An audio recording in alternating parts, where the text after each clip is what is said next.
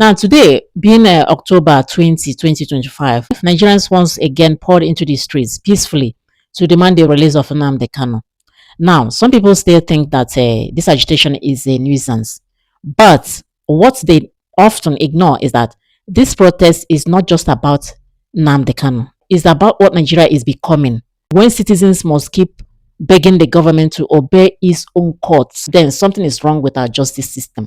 The protest, tagged Free Nnamdi Kanu Now, was coordinated mainly in Abuja with activists like Omoyele Sowore and the Take It Back movement leading the call. They say it's a constitutional exercise, and they are right. Peaceful protest is part of democracy, is what gives the people a voice when institutions fail them. But the authorities, as always, have a different thing in mind. The Federal High Court in Abuja, just a few days ago, issued an interim order barring protesters from converging near major government buildings, Aso Rock, the National Assembly, Force Headquarters, and the Eagle Square. The Nigerian police force, in turn, flooded those areas with security men, warning people not to violate the order.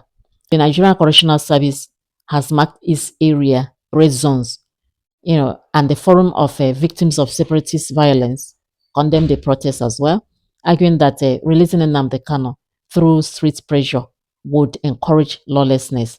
But let's be honest, what kind of law are we talking about? What kind of law are we, protecting if it no longer protects the people? When a man has been detained against multiple court rulings, the question is not about the supporters or enemies, it's about whether justice still exists in Nigeria. Let's not forget how all this started. Nnamdi Kanu was first arrested in 2015 for alleged treason after years of campaigning for Biafra's independence. Now, in 2017, he was granted bail, and before his trial resumed, soldiers invaded his home during Operation Python Dance. Lives were lost, and Kanu fled the country, not as a coward, but as a man whose life was under threat. Now, fast forward to 2021, he was kidnapped in Kenya and forcefully brought back to Nigeria, an act that the United Nations, working groups on arbitrary detention and the Court of Appeal both described as illegal. Yet, here we are in 2025, and the same man remains behind bars despite every legal order demanding his release. This is not justice, it's vengeance wearing the mask of law. And when a government begins to defy its own judiciary, it tells every Nigerian that no one is safe. People can argue about Nnamdi Kanu's method, his rhetoric, or his followers' excesses, and that's fine. But those debates do not erase one fact. A court has ordered his release, and the government has refused to obey. This protest today, therefore, isn't rebellion, it's a cry for accountability.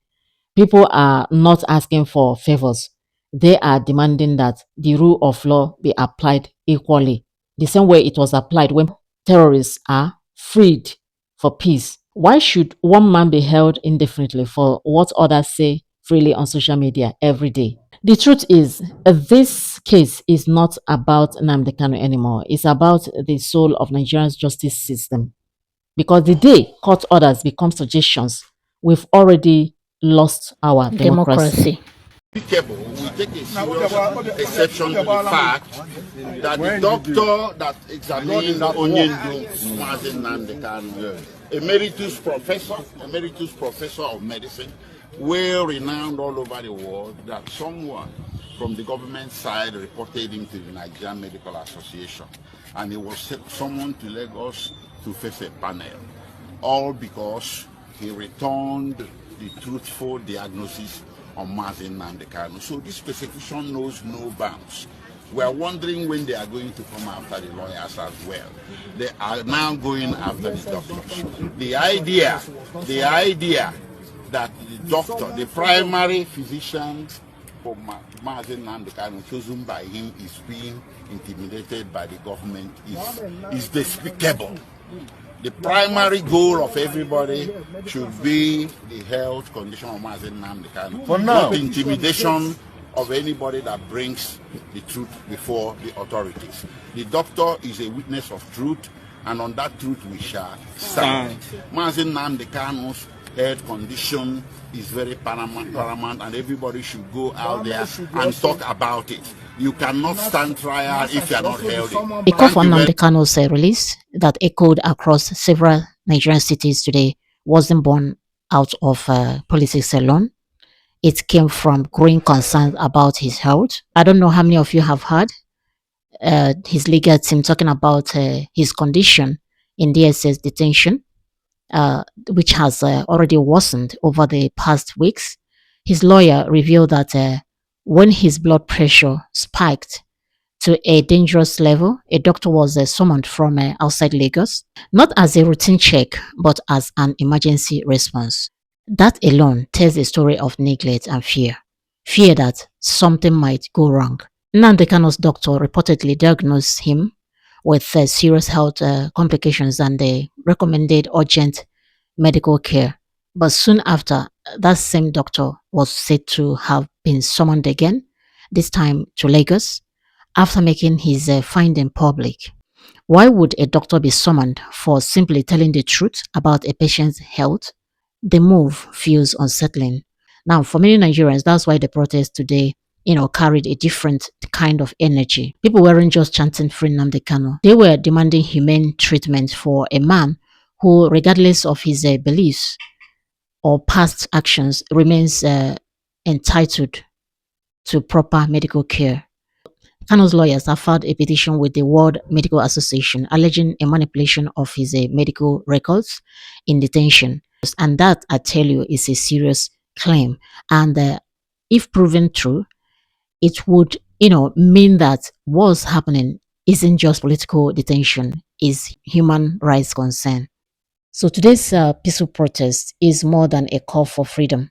It's a plea for compassion, a reminder that even behind locked doors, life still matters. So with this, I come to the end of this video. I don't know what to think about this, but whatever you think, leave your comments in the comment section. Thank you so much for coming this far with me. In case you have not subscribed to my channel, kindly do so now. Click on the bell icon so that you can easily access my upcoming posts. Like and share this video. Thank you so much. I'll see you in my next video. God bless you. Bye-bye. Bye.